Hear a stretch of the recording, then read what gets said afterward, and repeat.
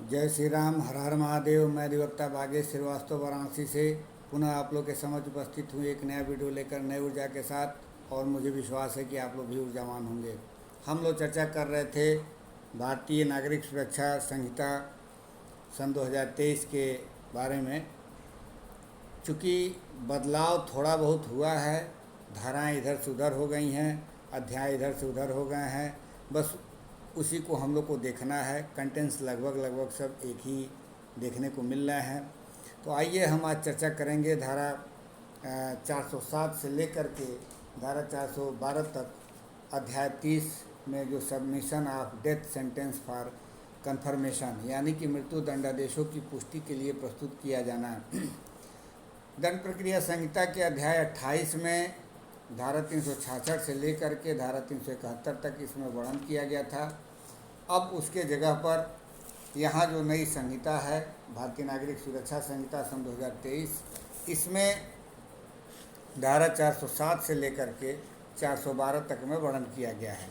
हम लोग देखते हैं कैसे इसमें क्या क्या है। क्योंकि जो पहले से पढ़े होंगे उनको पता है कि जब भी सेशन न्यायालय द्वारा या किसी अन्य सक्षम न्यायालय द्वारा मृत्यु दंडादेश दिया जाता है किसी व्यक्ति को, तो उसकी पुष्टि हाईकोर्ट द्वारा जरूरी है।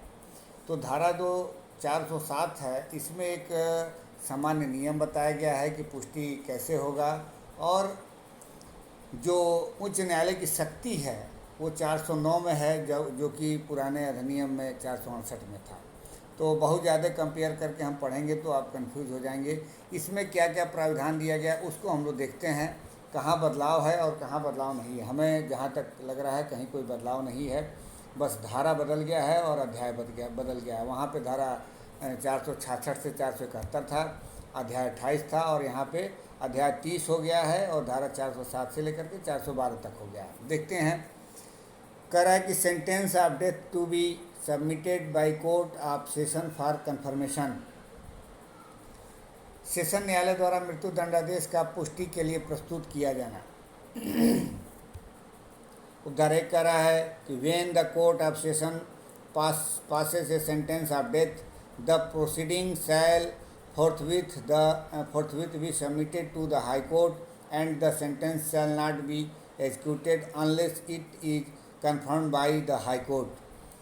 यहाँ जो बात कर रहा है ये एक सामान्य नियम है और यहाँ सेल का प्रयोग किया गया है। सेल फोर्थविथ, इसका मतलब कि प्रस्तुत किया ही जाएगा। जब सेशन न्यायालय मृत्यु दंडादेश देता है तब कार्रवाई उच्च न्यायालय को तुरंत प्रस्तुत की जाएगी और दंडादेश तब तक निष्पादित न किया जाएगा जब तक वह उच्च न्यायालय द्वारा पुष्ट नहीं कर दिया जाता। अब उपधारा 2 क्या कर रहा है कि the court passing the sentence shall commit the convicted person to jail custody under a warrant. दंडादेश पारित करने वाला न्यायालय वारंट के अधीन दोषित व्यक्ति को कारागार की अभिरक्षा के लिए सुपुर्द करेगा। यह तो हो गया सामान्य नियम धारा 407 में। अब ये कह रहा है कि power to direct further inquiry to be made or additional evidence to be taken. अब पावर क्या होगा, उच्च न्यायालय को सुपुर्द किया जाता है तो पहला कर रहा है कि अतिरिक्त जांच किए जाने के लिए, अतिरिक्त साक्ष्य लिए जाने के लिए निर्देश देने की शक्ति। पहला उपधारा 408 का है कि if when such proceeding are submitted the high court thinks that a further inquiry should be made into or additional evidence taken upon any point bearing upon the guilt or innocence of the convicted person, it may make such inquiry or take such evidence itself or direct it to be made or taken by the court of session. अब जब मामले को सुपुर्द किया जाएगा पुष्ट करने के लिए उच्च न्यायालय को कि भाई यहाँ पे सेशन न्यायालय द्वारा मृत्यु दंडादेश दे दिया गया है, अब इसको उच्च न्यायालय द्वारा पुष्ट किया जाए, तो न्यायालय धारा 407 में जब सेशन न्यायालय उस मामले को भेजता है उच्च न्यायालय को, तो उच्च न्यायालय क्या कर रहा है 408 में कह रहा है कि यदि ऐसी कार्रवाई को प्रस्तुत किए जाने पर उच्च न्यायालय ठीक समझता है कि दोषित व्यक्ति को दोषी या निर्दोष होने से संबंधित किसी प्रश्न पर अतिरिक्त जांच की जाए या अतिरिक्त साक्ष्य लिया जाए, तो वह स्वयं ऐसी जांच कर सकेगा या ऐसा साक्ष्य ले सकेगा या सेशन न्यायालय द्वारा उसके लिए उसके किए जाने या लिए जाने का निर्देश दे सकेगा। मतलब या तो खुद ये सब कार्य कर सकता है या फिर से सेशन न्यायालय को कह देगा कि आप ही इस चीज़ को करें। दूसरा कह रहा है इसका उपधारा कि unless the high court otherwise directs the presence of the convicted person may be dispensed with when such inquiry is made और सच एविडेंस इज टेकन। उदाहरण 2 क्या कह रहा है कि जब तक उच्च न्यायालय अन्यथा निर्देश न दे दोषी व्यक्ति को जांच किए जाने या ऐसा सच लिए जाने के समय उपस्थित होने से अभिमुक्ति दी जा सकती है। देखिए क्वेश्चन भी बनता है बार बार लोअर डिवीज़न में या एचजीएस के जब एग्ज़ाम होते हैं कि कब कब अभियुक्त को अभिमुक्त किया जाएगा कार्रवाई में रहने से, क्योंकि सामान्य नियम ये है कि बिना अभियुक्त के उपस्थिति के कोई भी प्रोसीडिंग नहीं चलाई जाएगी। लेकिन कुछ ऐसे परिस्थितियां विद्यमान हैं जिसके वजह से न्यायालय जो है उसको अभिमुक्त कर देता है उसकी उपस्थिति को, तो वो एक अलग टॉपिक है, उस पर अलग वीडियो बनाएंगे। यहाँ ये देख लीजिए कि यहाँ इस कंडीशन में भी न्यायालय कह रहा है कि जब उच्च न्यायालय को ऐसा लगता है कि उसका रहना ज़रूरी नहीं है तो उसको अभिमुक्त कर देगा और उसके अनुपस्थिति में सारा कुछ जो है साक्षी इंक्वायरी ली जाएगी। उदाहरण 3 कह रहा है कि when the inquiry or evidence if any is not made or taken by the high court the result of such inquiry or evidence shall be certified to such court. अब यहाँ कह रहा है कि जब उच्च न्यायालय द्वारा जांच नहीं किया गया है या नहीं की जा रही है या सच नहीं लिया जा रहा है तब क्या होगा, तब कह रहा है कि ऐसी जांच या सच का परिणाम प्रमाणित करके उस न्यायालय को भेजा जाएगा। अब जो मैं बता रहा था कि पावर की बात कि उच्च न्यायालय किस धारा के तहत मृत्यु दंडादेश को पुष्ट करता है, तो ये धारा 409 है। ये जो नया वाला अधिनियम है भारतीय नागरिक सुरक्षा संहिता, इसमें धारा 409 में है, वहाँ 468 में था। दंड प्रक्रिया संहिता की धारा 468 में था। Power of high court to confirm sentence or annual conviction.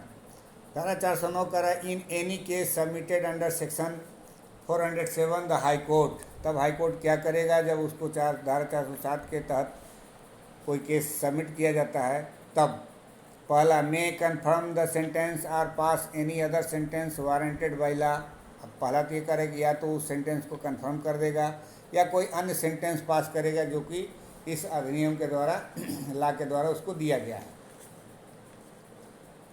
अब इसके बाद भी कह रहा है इसका कि may annul the conviction and convict the accused of any offence of which the court of session might have convicted him or order a new trial on the same or an amended charge। देखिए power बहुत broad हो गया अब यहाँ high court को। जब जो ही ये सुपुर्द किया जाता है मामला उच्च न्यायालय को सबमिटेड किया जाता है मृत्यु दंडादेश की पुष्टि के लिए, तो यहाँ पावर क्या क्या हो रहा है। अभी में हम लोगों ने देखा कि या तो दंडादेश को पुष्ट कर सकता है या कोई अन्य दंड से उसको दे सकता है जो उसको पावर है देने को हाई कोर्ट को। बी कह रहा है कि दोषसिद्धि को सुनि कर सकेगा और अभियुक्त को किसी ऐसे अपराध के लिए दोषित कर सकेगा जिसके लिए सेशन न्यायालय उसे दोषित कर सकता था, या उसी या संबंधित आरोप पर नए विचारण का आदेश दे सकेगा। या तो नया आरोप लगा देगा या उसी आरोप पर ही फिर से विचारण का आदेश दे सकेगा। और तीसरा जो काम कर सकता है मे एक्यूट द एक्यूट पर्सन। तीसरा क्या कर रहा है, अभियुक्त व्यक्ति को दोषमुक्त कर सकेगा।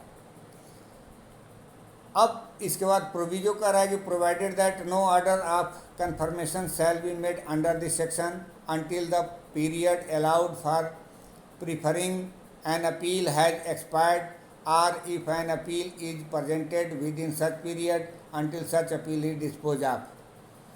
अब ये कह रहे हैं कि जो पुष्टि की बात आती है तब की स्थिति में कह रहे हैं कि परंतु पुष्टि का कोई आदेश इस धारा के अधीन तब तक नहीं दिया जाएगा जब तक अपील करने के लिए अनुज्ञात अवधि समाप्त न हो गई हो, या यदि ऐसी अवधि के अंदर अपील प्रस्तुत कर दी गई हो तो जब तक उस अपील का निपटारा नहीं हो गया हो तब तक उस अपराध के लिए मृत्युदंड से उसको पुष्ट नहीं किया जाएगा। तो इसके बाद अब आता है confirmation or new sentence to be signed by 2 जजेज। अब ये कह रहा है कि दंडादेश की पुष्टि या नए दंडादेश का 2 न्यायाधीशों द्वारा हस्ताक्षरित किया जाना। In every case so submitted the confirmation of the sentence or any new sentence or order passed by the high court shall when such court consist of 2 or more जजेज be made passed and signed by at least 2 of them. यानी कि ये कह रहा है कि इस प्रकार प्रस्तुत प्रत्येक मामले में उच्च न्यायालय द्वारा दंडादेश का पुष्टिकरण या उसके द्वारा पारित कोई नया दंडादेश या आदेश यदि कोई न्यायालय में 2 या अधिक न्यायाधीश हों तो उनमें से कम 2 न्यायाधीशों द्वारा किया जाएगा, पारित और हस्ताक्षरित किया जाएगा। मतलब कोई ऐसा कन्फर्मेशन की बात आती है, यानी कि दंडादेश की पुष्टि की बात आती है मृत्यु दंडादेश को, और वो 2 या 2 से अधिक न्यायाधीशों के बेंच में अगर जो मामला गया है तो कम से कम 2 न्यायाधीशों के द्वारा उसको पुष्ट किया जाना चाहिए। Procedure in case of difference of opinion. अब मान लीजिए कि यहाँ पे कह रहा है कि अगर जो 2 ही जज हों और दोनों का अलग अलग ओपिनियन आ जाए तब क्या होगा, तो धारा 411 में कह रहा है कि where any such case is heard before A bench of जजेज and such जज are equally divided in opinion the cases shall be decided in the manner provided by section 433। अब यहाँ कह रहा है कि यदि दोनों जजों का भिन्न भिन्न मत हो तब क्या होगा, तब ये कह रहा है कि जो धारा 433 में व्यवस्था दी गई है उसके अनुसार जो है फॉलो किया जाएगा उस प्रक्रिया को, यानी कि किसी तीसरे बेंच को भेजा जाएगा और उसकी उस पर पुष्टि जो होगी वही मान्य हो जाएगा। यानी कि 2 लोगों की भिन्न ओपिनियन है तो किसी तीसरे बेंच में भेजा जाएगा जिसकी ओपिनियन लेने के बाद वो मामला कंफर्म कर दिया जाएगा। अब procedure in case submitted to high court of for confirmation. अभी कह रहा है कि उच्च न्यायालय की पुष्टि के लिए प्रस्तुत मामले में क्या प्रक्रिया किया जाएगा, तो ये कह रहा है कि इन धारा 412 in cases submitted by the court of session to the high court for the confirmation of a sentence of death the proper officer of the high court shall without delay after the order of confirmation or other order has been made by the High Court send either physically or through electronic means a copy of the order under the seal of the High Court and attested with his official signature to the Court of Session। ये जो थोड़ा सा either physically और through electronic means के माध्यम से जो इसमें जोड़ा गया है, ये नया शब्द जोड़ा गया है। इसके पहले पुराने धारा में 471 में ऐसा नहीं था, ये 412 में ये बात जोड़ दिया गया है अलग से। ये कह रहा है कि मृत्यु दंडादेश की पुष्टि के लिए उच्च न्यायालय को सेशन न्यायालय द्वारा प्रस्तुत मामले में उच्च न्यायालय द्वारा पुष्टि के आदेश या अन्य आदेश के दिए जाने के पश्चात उच्च न्यायालय का समुचित अधिकारी विलंब के बिना आदेश की प्रतिलिपि या तो भौतिक रूप से या इलेक्ट्रॉनिक साधनों के माध्यम से उच्च न्यायालय की मुद्रा लगाकर और अपने पदीय हस्ताक्षरों से अनुप्रमाणित करके सेशन न्यायालय को भेजेगा। तो हम लोगों ने अध्याय 30 में देखा है धारा 407 से लेकर 412 तक कि जब किसी मृत्युदंड से संबंधित कोई दंडादेश हाई कोर्ट द्वारा सेशन कोर्ट द्वारा पारित किया जाता है तो उसको उच्च न्यायालय में धारा 407 के तहत भेजना अनिवार्य है पुष्टि के लिए, और धारा 407 में भेजा जाता है तो उसमें प्रक्रिया बताया गया है धारा 408 में कि क्या क्या हाई कोर्ट कर सकता है, और उसके बाद से धारा 409 में उसको बताया गया है कि पावर क्या है, वो क्या क्या कर सकता है उसमें। उसके बाद से फिर बताया गया है कि उस पर 410 में कि यदि 2 से अधिक जज हैं और साइन कर रहे हैं और दोनों का इक्वल मत नहीं है तब क्या होगा, फिर उसके बाद से डिफरेंस ओपिनियन में क्या होगा, ये सब हम लोगों ने देखा। और 412 में हम लोगों ने देखा कि जो कुछ भी होगा उसको बाकायदे जो है साइन करके जो अधिकारी होंगे हाई कोर्ट के वो सेशन कोर्ट को या तो फिजिकली या इलेक्ट्रॉनिक मीन्स से या जो भी प्रक्रिया है उसको मोहर सील कर करके प्रमाणित करके भेजेंगे। तो इस प्रकार हम लोगों ने अध्याय 30 का चर्चा कर लिया, और आगे फिर अन्य वीडियो ऐसे ही मैं लेकर आप लोग के पास उपस्थित होता रहूँगा। जाने से पहले मेरा निवेदन है कि यदि आप मेरे इस चैनल पर नए हैं तो कृपया सब्सक्राइब जरूर कर लें, बेल आइकन पर क्लिक कर दें ताकि जब भी मैं कोई वीडियो अपलोड करूं तो इसकी सूचना आपको तुरंत मिल जाए, और अधिक से अधिक लोगों को शेयर करिए ताकि जो लोअर डिवीज़न की परीक्षा की तैयारी करने वाले हैं या जो हायर जुडिशरी की तैयारी कर रहे हैं सबके लिए प्री और मेंस में ये सब क्वेश्चन आते हैं, सबको इसका लाभ मिलेगा।